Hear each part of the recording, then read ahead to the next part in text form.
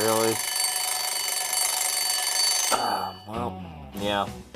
I guess it is time for me to get up, make part 3 of my Christmas haul video. That is already late because it's well past December. Using the Jorvik Viking Center tapestry, I guess you call it like a cloth poster, really, it's about that size, as a backdrop. Last, but certainly not least, for Christmas, I obtained the Viking hilted dagger.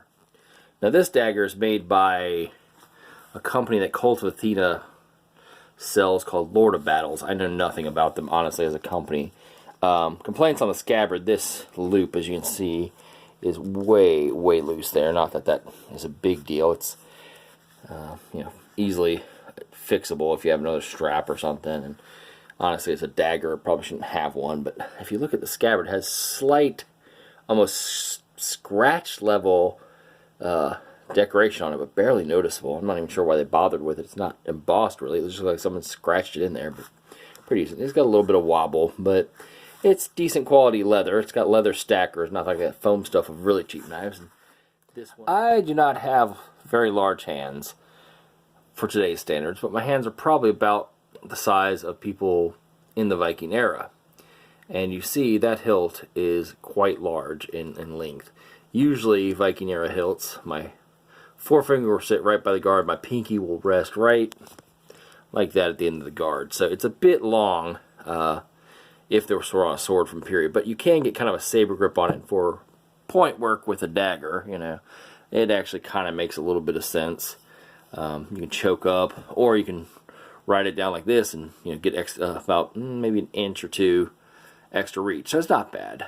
It does have a flattened ricasso, which Viking era swords did not tend to have. I don't know of any that do, so I say 10 because there may be some out there and I just don't know of their existence, but moving on.